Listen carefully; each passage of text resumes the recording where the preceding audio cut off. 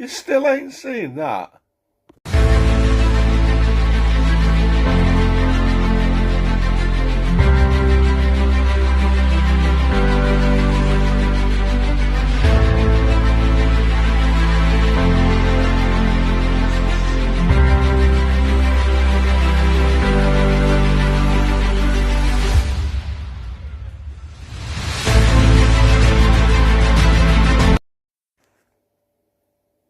Welcome back to Scottish Movies, and it's time for another episode of You Still Ain't Seen That? Yeah, this is the series where I basically watch movies, just tell you what I've been watching.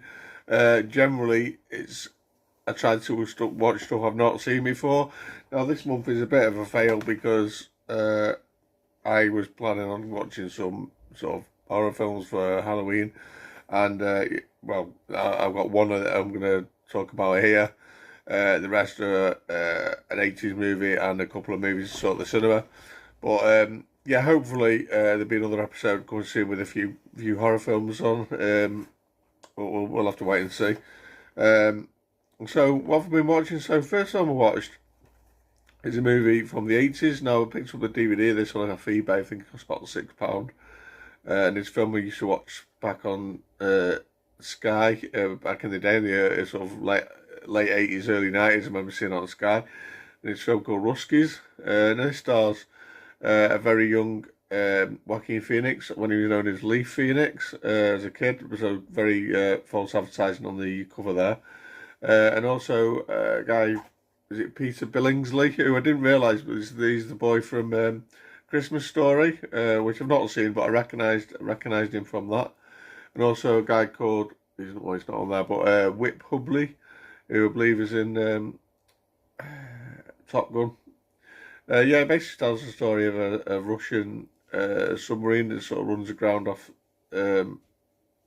United States, and this soldier, played by Whip Hubley, I can't remember his name now. What's he called? Misha. He basically kind of got left behind, and he kind of gets captured by these kids, including Joaquin Phoenix character, they kind of befriend him, and it's in the height of the sort of the Cold War as well, so Russians aren't too sort of welcome in the States, you could say. But it's just a fun little film. It's not as I kind of remembered it, I'll be honest, from when I was younger. I don't know, maybe I enjoyed it more then, but it's just not a bad little film. I'll actually have it in the collection as an 80s film that I've got memory of. But yeah, it's not bad. It's if you could find it anywhere, it's worth a watch. But yeah, that's Ruskies. Next up, I watched a movie from 2002, I think it is. This is the only scary movie you could say that I watched, and it's Ghost Ship.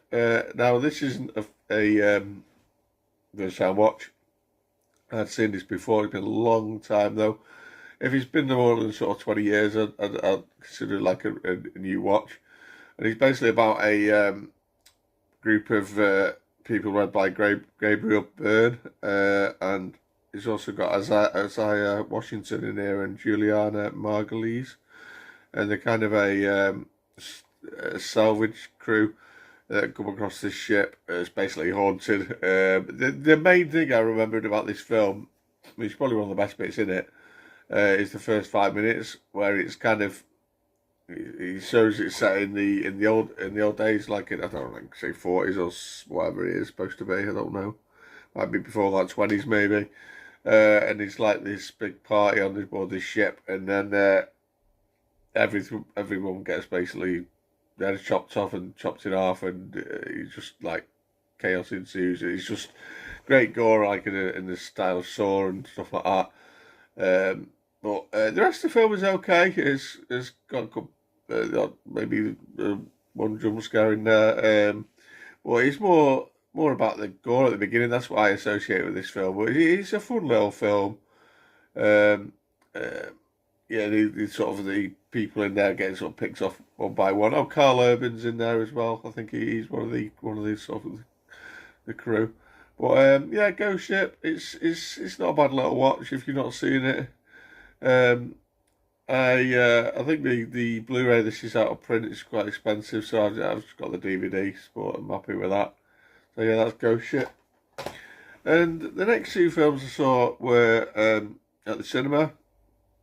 First up, I saw Wild Robot, which is basically about this robot called Roz that sort of comes to Earth, and it's a bit like, might be a bit of like sort of like a Wall-E type film, but he kind of looks after this like little duck or bird.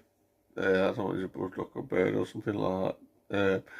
And yeah, it's like their relationship, and there's also a fox in there. There's quite a good voice cast. I've completely forgotten. Pedro Pascal, I think the old Mandalorian himself. He does one of the voices. I can't remember who he is. I think he might be the fox. But this film though, wow, it was like a DreamWorks movie, and it's like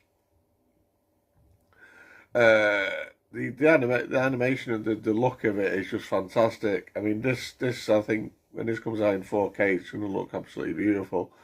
But it's just a really heartwarming film, and it's probably the best sort of DreamWorks movie I've watched in quite a long time. Yeah, it's just a really entertaining film. It's very emotional, and yeah, it's really up there. And I think I give this about sort of 8.5 out of 10. Might even improve on a rewatch. It's that good. And yeah, that's the Wild Robot. But I think it's still in theaters now, so check it out if you've not seen it. And the final film I watched this month in the cinema again was Venom: The Last Dance, or Venom 3. Obviously starring Tom Hardy again as Eddie Brock, and this is kind of Eddie and Venom on a little road trip, which they end up in Vegas at one point, doing a bit of a song and dance number, which is just weird. But yeah, it starts off where it ended at the end of was it the Spider-Man No Way Home end credit scenes or something. I think I might be wrong. I can't remember where it was, but where he's sort of was in the multiverse and all that. And yeah, he's basically going up against these creatures from other creatures from outer space, and you know, and he has a big battle with them in these like the army and that in there as well. I'm not describing this very well, but it's a Venom film, really. I mean, I don't mind the Venom films. I mean, the second one wasn't brilliant.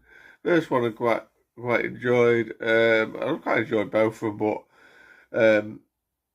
yeah, this one was really good though. I thought this was definitely better than the second one. It was pretty entertaining. It was a good way to sort of wrap up the trilogy, because I don't know if they're doing any more Venom films, at least with Tom Hardy anyway.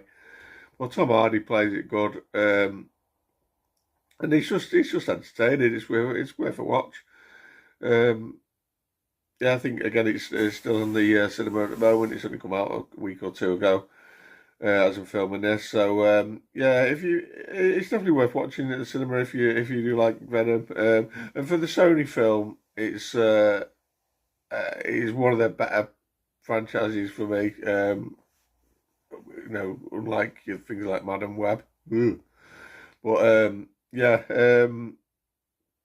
yeah, watch Venom: The Last Dance. It's worth a watch. And yeah, that is it for this episode of You Still Ain't Seen That. Yeah, really rubbish. I know I'm slacking again. Hopefully, as I say, the next episode will have a few more horror films in there, because we're really getting up close to Halloween as I film this. And yeah, so yeah, comment down below if you've seen any of these movies. Don't forget to like and share and subscribe. Thanks for watching. I'll see you soon. Bye, guys.